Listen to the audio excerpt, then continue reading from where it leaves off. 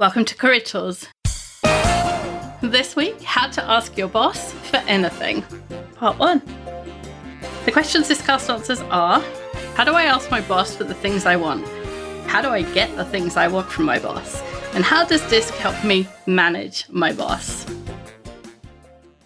Folks, I'm excited to announce that on January 20th of this year, we're hosting a virtual effective remote manager session. It's one session. It's only 3 hours long. It is at 8 p.m. Eastern time in the U.S. That's to make it easier for our friends in Australasia to join us. It is delivered virtually over Zoom. It is limited to 30 people. Sorry, we've been selling these out, and we find that we just get too many questions and get too bogged down if we have more than 30 people. And the price is pretty cheap for us, $395, which is cheap for any kind of training this good, if you ask me.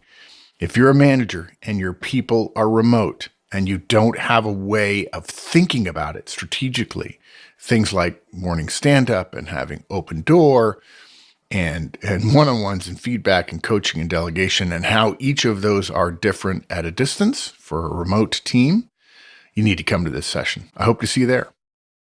So we'd all love a world where we got exactly what we wanted, exactly when we wanted it, exactly how we wanted it, and at zero cost. And that world does not exist, sadly. But we can increase our chances of getting what we want when we understand what's important to the person who can grant that thing to us.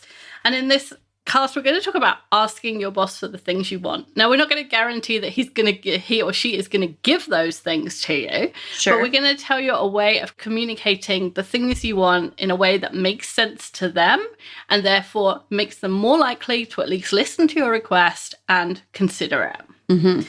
And if you enjoy this cast, it's a kind of condensed version of the Effective Relationships series.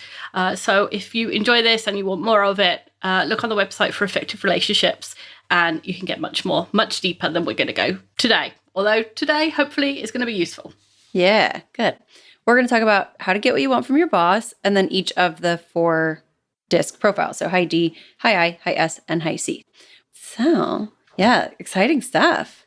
Yeah, if only we could promise that they would get it. That's what I really want, but we can't do that. So the secret to getting what you want from your boss is the same as the secret of getting something from anybody. You tell them how giving it to you will benefit them, or at least you make the request make sense to them. And in this case, we're going to use DISC as a proxy for the things that people want, the way they want to hear messages, and the things that are important to them. And we can understand our boss's motivations and communication patterns through DISC, and hopefully that will get us closer to making requests in a way that they can understand. Yeah, this isn't really, it may sound it to some people listening, 1/4 of the people listening, it's not a Machiavellian scheme for getting things that you shouldn't have or manipulating your boss or anyone else, okay? In fact, we don't mean it like that at all. It's not meant to get things that you shouldn't have or that you aren't, that aren't kind of, I guess, reasonable. And it's definitely not for manipulating people. This is really about what we call the platinum rule. It's really the highest standard of the platinum rule, which is to treat people how they want to be treated. And so we're actually hoping to, accommodate others while still asking for the things that we would want. If you want to help your boss agree to what you think will help you do your job better and fulfill your customers' wishes and create profit for the company, you have to communicate the way that he wants to be communicated to about the things that he wants to hear, not the way necessarily with which you want to be communicated, or not necessarily the way that you would naturally communicate. That's a secret, that not everybody is the same. And so using your natural style isn't necessarily the most effective. Right. It is 1/4 of the time, because 1/4 of the time the person is the same has the same style as you, but you can't guarantee that. And 75% of the time you're going to fall on the wrong side. So yeah, and if your boss and you are similar, hey, that's it. That's nice Lucky for you. That's really nice for you. It doesn't always work out that way. It only works that way some of the time. So if someone wants coffee with cream, you wouldn't bring them tea with milk. And that's what we're highlighting here. We're going to bring people our requests in a way that makes sense to them. There's nothing nefarious, right? We're not trying to be sneaky or creepy. We're not secretly putting whiskey in the coffee. We're just bringing them what they want. Right. All they asked for was coffee, and we're bringing that. So in the cast, we're going to go through 3 examples for each type of boss, each DISC profile of boss. And all the examples are verbal conversations that you'd have. But it's important to remember that not all the styles prefer to have a conversation.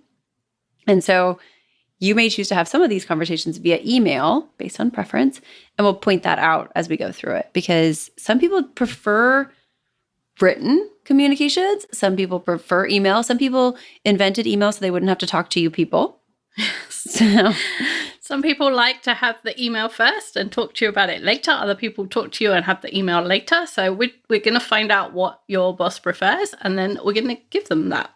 Yeah. So a quick primer on DISC, if you haven't heard us talk about it before, and if you haven't heard us talk about it before, there are, 150 podcasts on the website about DISC, about the different styles, about what to do with it, about how to use it, and so on. So there's plenty to dive into. But basically, DISC is a 4-quadrant behavioral model. So we're going to give people letters according to the way they behave, which we can put into some fairly big, fairly broad blocks. And we're going to look at the behavioral characteristics of the way someone communicates, the words they say, the way they say them, the facial expressions, body language, and their work product. And then we're going to say, okay, this person falls broadly into this block, and that tells us something about them and the way they like to communicate. And it also tells you something about what's important to them, about how they view the world and how likely they are, or how they will likely react to how we prefer to communicate. So just tells us, if we think about ourselves, it tells us what we like and what we do when we're not thinking about it. So, for example, I'm a high D, so I'm task-focused and assertive, which means I talk fast, I talk loud, and I want you to get out of my way so I can get something done. I do all of that. That's how I act if I don't think about it. If I'm with somebody else, like my dad, who is slow and methodical and does things properly and does them right, I will have a better time if I adapt my style to his. Right. So, yeah, the model divides people into groups on 2 axes. So there's the task focused versus the people focused, and then there's the assertive versus the reserved. So if you think of a circle, it's like a cake, and we're going to divide it into 4, and we're going to start at the top left of the cake, and that will be our task-focused, assertive high Ds. Okay, so upper left-hand quadrant of our cake, high D. High Ds are assertive and task-focused, like Wendy. High D people are described often by others, right? They aren't necessarily words that a high D would use to describe themselves. However, other profiles might describe the high D as demanding, forceful, egocentric, strong-willed, driving, determined, ambitious, aggressive, and pioneering.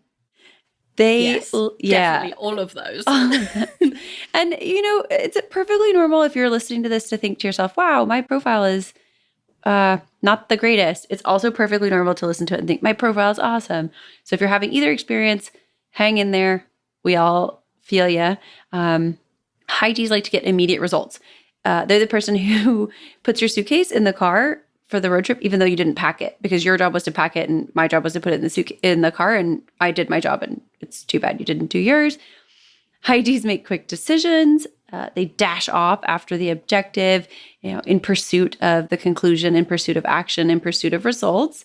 They also quickly find that they dashed in the wrong direction and have to start again, which they don't mind because it gives them an opportunity to use their speed again, and therefore they're constantly rushing after the checked box.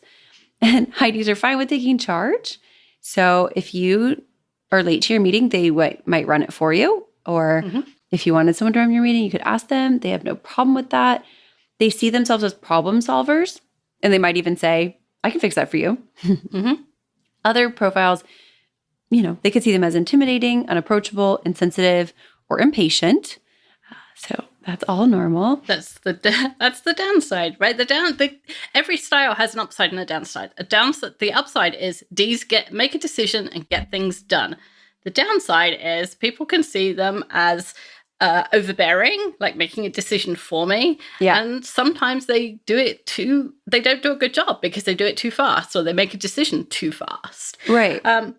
So high D bosses want to get things done with a minimum amount of fuss and drama. They don't want to hear your story. Just tell them what the decision is that needs to be made. They think about their promotion. High Ds tend to be ambitious. They want more power so they can make more decisions and be in control because we make the best decisions. And they want more influence in the company, again, because they make good decisions and they can move this place forward. Yay.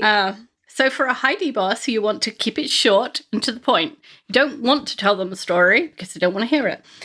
You can talk quickly with a high D because assertive people, so this part of our cake, the assertive version, tend to talk quickly and loudly, like I do. But don't get too excited. They don't want to hear, oh, it's really exciting and oh, it's going to be a party and that will annoy them. But talk fast enough that you're just like getting to the point really quickly. Mm-hmm. Bottom line up front. Yeah. And what you want to tell them is my request will get more work done and we'll get more work done more quickly. And you can do important things so you can get promoted. Like that's like focusing on what's important to them, like getting more work done and allowing them to do the things that they want to do or that they see as important. Rather than telling them a high D, you wouldn't tell them, oh, it'll make me really happy. Because they don't care whether or not you're happy. They care about whether or not the work's being done. Right. There's two sides to every coin, right? There's what you see as the positive and maybe what you see as the negative. But what you see as the negative, someone else may view as a positive. Like you think it's going too fast. Well, they think speed is good. You have to consider that the flip side for your boss, right? You have to think about what your boss wants. And so it's just another version of the flip side. And this boss is worried about speed and getting things done and promotions. And so we're going to share with them. And there's always these considerations. There's always a chance that what you're proposing could do those things. You have to think through it and consider the benefits, even if to you, those benefits may not seem like the right course of action, right? Maybe these aren't things that concern you. However, convincing someone is often not about thinking the way you think. It's about thinking the way that they think. Yes, that's sneaky. Yeah. And the other thing about Ds is do the work for them. So if I go to my boss, who happens to be a high DI, if I go to my boss and I say, I've drafted this for you, he's much more likely to go, okay, I'm going to edit it and then I'll send it. Whereas if I wait for him to do things, sometimes they don't get done because someone has to start it and my boss has got way too much to do. So I do some of the work for him and then that way I know something will get done. Yeah, definitely. Also, that's true with any boss, honestly. Like if you start the process, don't hand something off to someone expecting them to do all the work. That's a very good direct boss kind of like rule. Yeah. I mean, if someone needed you to do something, why wouldn't you want it to not start from ground zero? I mean, I think that's true of anybody, but you can't do that for everybody. So definitely the person to start with is your boss. And then once you're good at that, maybe think about not handing things off to peers even who are, without any traction being done. Okay, so let's say you want your boss to allow you to go to some specific training. So it sounds like this. Boss, I'd like you to allow me to go to the PMP training that starts in 2 weeks.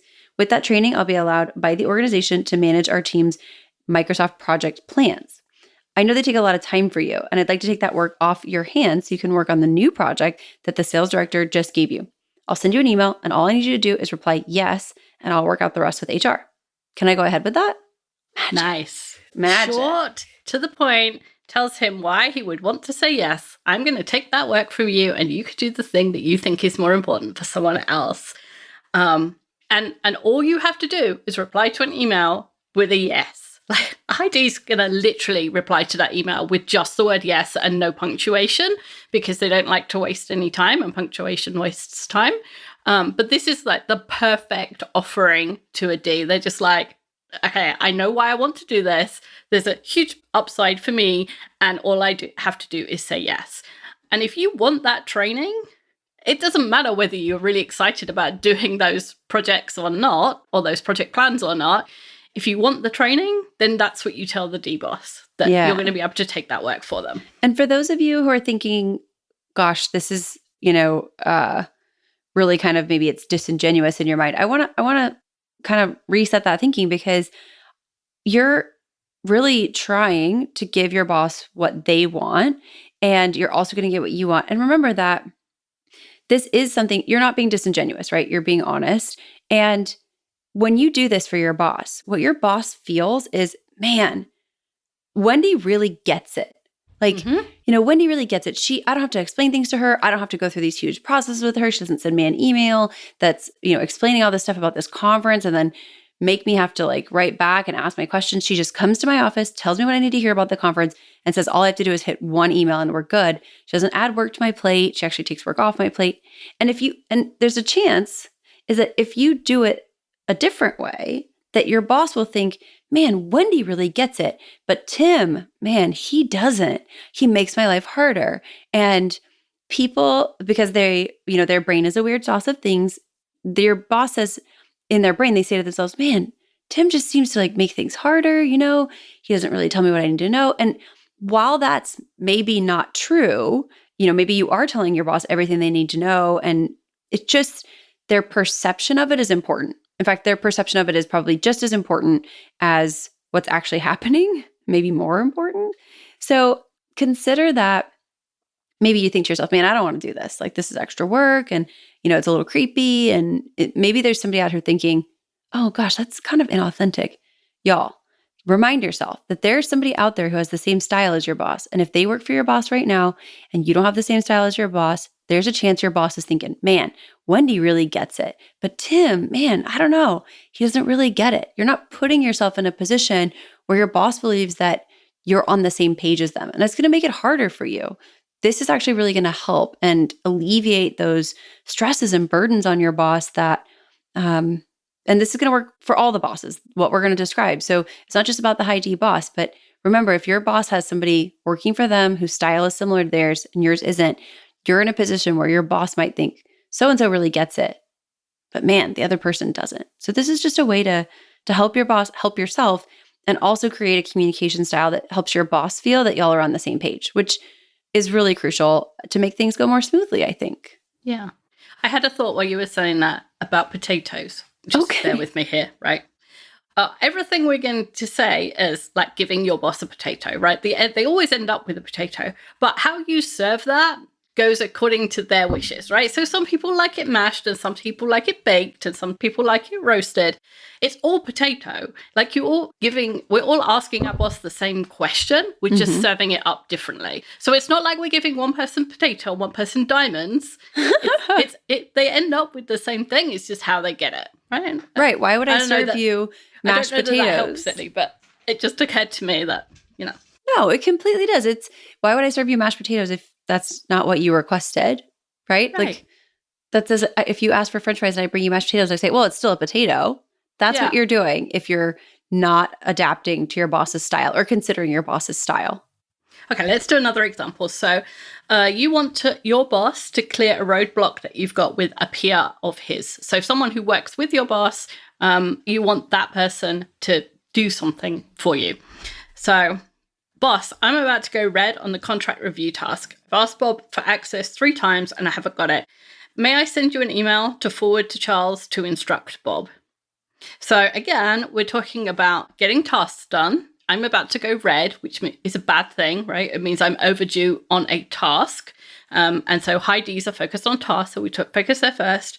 And then you followed the rules. You've asked Bob 3 times. So you're not asking your boss to break any rules. And you're going to send him an email that he can forward to his peer to get Bob to do what you want. So your boss doesn't have to do anything again apart from forward that email and say FYI or FYA or please do this or whatever. Or even he forwards it with no comment and he sees Charles in a meeting later and says, you got that email. So again, we've really focused what we want to happen and making it easy for your boss to agree to. Yeah. A little bit of legwork at the beginning to make your boss's life easier so that you don't have to spend the next 3 days in an email churn with Charles and Bob and your boss. Okay. No, another example, you want your boss to delegate to you attending a meeting you're interested in being in. Boss, could I attend the BMA meeting for you this month? I know you're working on the sales director's pitch, and the BMA meeting doesn't need to take up your time. I can give you a report afterwards on what's discussed and any decisions made. Boom. Now you get to go to the meeting. Short. Yeah, you go to the meeting. He gets time back. You're supporting things, and it's short. And the other thing, you've told him you're going to give him a report with what was discussed and the decisions that were made, which are the two things that he would have come away with from that meeting wanting to know. Yeah. So not only have you put the request in a way that benefits him, you've also told him he's still going to get what he would want out of that meeting. Folks, I just got off another call with another client where I reminded them that companies are good at buying training, but what they want is behavior change. And our solution to help you, either as an individual or as a company, as a client, our solution to help you with behavior change as far as the manager behaviors that are part of the Trinity is Roadmap. If you're a licensee, you can use Roadmap to either roll out the Trinity or track your progress if you've already started. We make it easy to do either.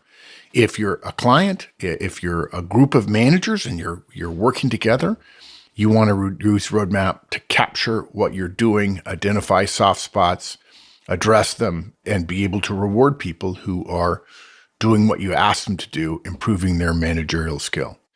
Come to the website, click on Roadmap, check it out. Okay, high Ds are hard, but high I bosses are fun. That's true.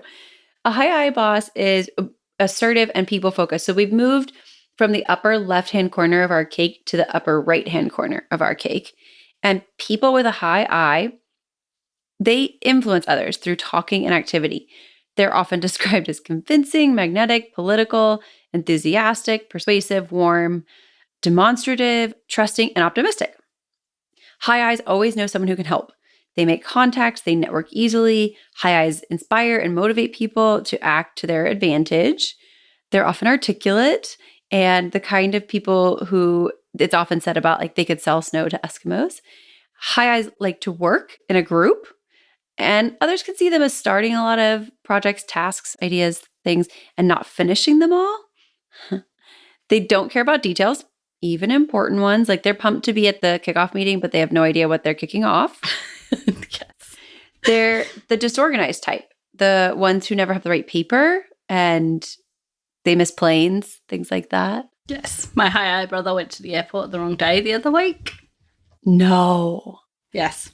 Completely wrong day of the week. It was funny, but it's him all over. Like, he's just that kind of person. And some of them are. High I bosses want to know that the team is happy because they believe if the team is happy, the work will get done. Whereas a D believes do the work and everyone will be happy. It's the complete opposite. A high I boss wants to know how you're going to raise their profile and make them look good. Like I said, they're excited to be at the kickoff meeting because that's where stuff is happening. And they want to be seen to be at the place where things are happening. Mm-hmm. So they want to know how you're going to raise their profile. So for a high I, we're going to talk at more length. They talk more because they're excited. And we're going to use lots of people's names because opposed to the D's are task focused, the I's are people focused. So we want to tell them about the people that are involved. They use relaxed language. I saw an email from someone the other day that says they use words that aren't actually words. Yeah, that's true. That's accurate. Yeah. You can talk fast and excitably with an I. And the other thing with I's is you want to do the work for them because they're not good at detail and they're not good at getting things done. So you want to help them help you by doing that work for them. Yeah. You got to also tell your boss how you're going to raise their profile and make them look good. That's important. They want to be looking good out to other people. So, okay, let's say that you want your boss to allow you to go to some specific training. Remember what we said for the high D, this is going to be different. For the high I boss, it sounds like this. Boss, you know how Charles was saying what an awesome, well-trained team you have? He really values that stuff. And I had an idea. Do you think I could go to the PMP training that starts in 2 weeks? Brian went to it last year and he said it was wicked. He met loads of people, and Angela, his boss, has super benefited from his increased network. Plus, once I've done it, Susan in HR will let me manage our team's project files. And I know that's something you'd rather not be involved with. I can take it off your plate. If that's okay, I'll totally get Mary to call you for the okay, and I'll work out everything from there. It's so different. So different. The Heidi boss would hate this speech. Yes. Yeah, because who cares about all those people? What do you can get done for me? Yeah, for sure. Whereas a high I boss definitely wants to know about all these people. Like, who are all these people that are going to know that I sent you on this training? Excellent. That makes me look good. Yeah, for sure. Okay, let's try the next one. So you want your boss to clear a roadblock with a peer of his. So, dude, could you talk to Charles for me? I keep asking Bob for access to the contract review and he's just blowing me off. You know how the big boss hates it when we go red on that stuff, and I am going to go red on Friday. I'll just leave this post-it here to remind you, and I'll swing back around later to see if you reached him. So odd to hear you do that. Because that's not who I am. Yeah, because... And yet, I wrote this because I can do this if I want to. That's the other thing about DISC is you can do anything you like. You can use any words you like as long as you're thinking about which words to use. And, For sure. And what the tone and how fast to talk and so on. Yeah, and we have a similar style, so we often don't communicate in a also we've known each other for what, 10 or 15 years? So we've been doing this for a long time. So our styles like internally is a little different with each other because we have the similar style. So to have you role play for the high I is pretty fun for me. Okay. So one more. You want your boss to delegate to you attending a meeting that you're interested in attending, right? So you'll go in his place, but you're interested in going. Boss, I had an idea. You know that BMA meeting, the one that goes on all morning and has all the boring people from accounts in it? What if I went for you? I know you've been wanting time to catch up with Sarah and Lucy, and I could just tell you what happened at the meeting after it's over. I know it's a snooze fest, but I'm willing to take the hit and let you do stuff you're really good at if you're interested. Nice. Ooh. You know, it's again, it's so completely different. It's like, it's all those boring people, and then you get to kind of hang with the cool people. Just what a high I. Oh, and before we go on, we're probably going to end here and do S and C in the next cast.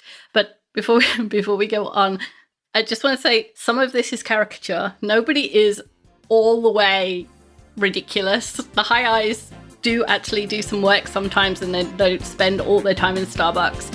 High D's can be nice. So we have to go a little bit further, a little bit caricature to help you understand them. So please don't, it sounds offensive, but we did start on the D's, which you and I are, so we insulted ourselves first. Oh yeah, equal opportunity. Exactly. That's all for this week. We'll be back with the rest of the boss styles next week.